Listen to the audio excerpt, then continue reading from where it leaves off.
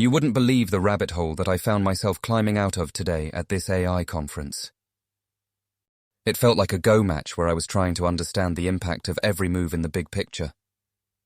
Met a fellow AI enthusiast, you remember Amelia, right? We had some intriguing conversations about the ethical concerns surrounding AGI. Makes me wonder, are we the generation that's going to be blamed for unleashing Robocalypse?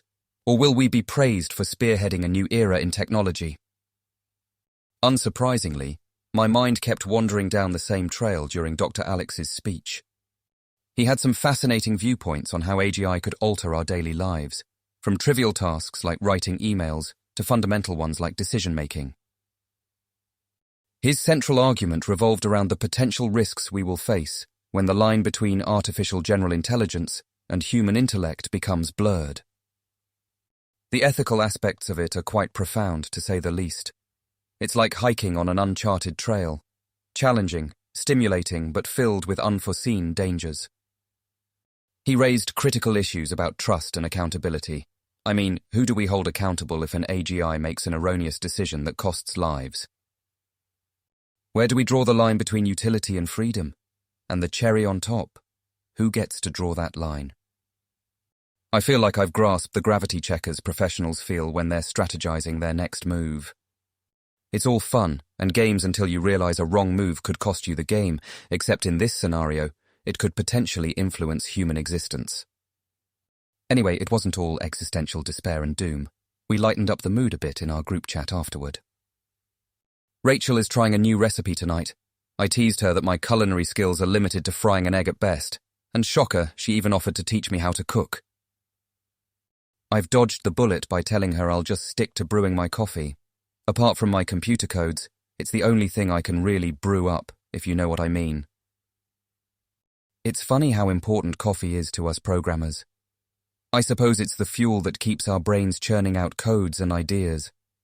The world would be a lot different without it, don't you think? Anyway, I should probably stick to learning one thing at a time. My Mandarin learning seems to be going at a tortoise's pace, and I haven't even started on jiu-jitsu. You know, amidst all this, I realize that we are all just trying to find a balance between progress and ethics, be it in AI or our daily lives. But I guess that's just life, trying to balance on a tightrope. On a related note, how has tightrope walking not become an extreme sport yet? Just a random thought.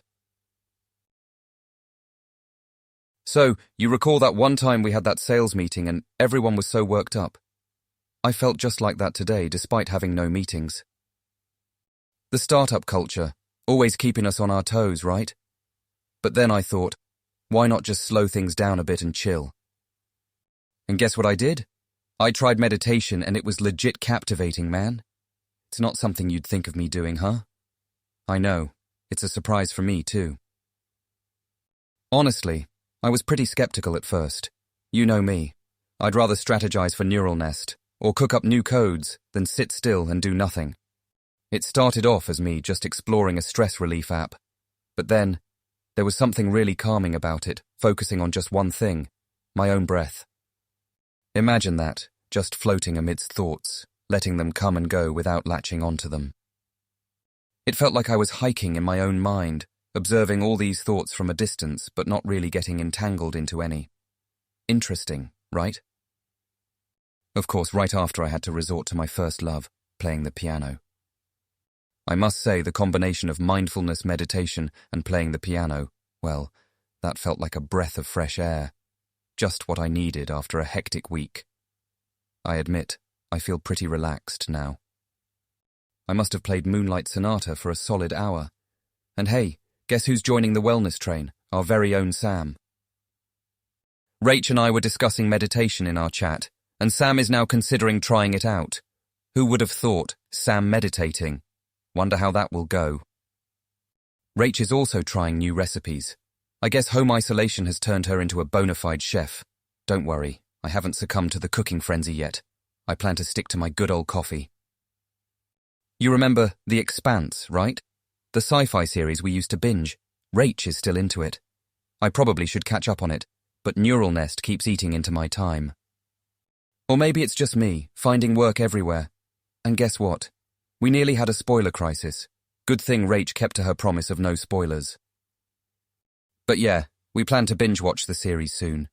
It's been a while since we did that, don't you think? Also, here's a random thought. Do you think cats know when they topple something off, we have to pick it up?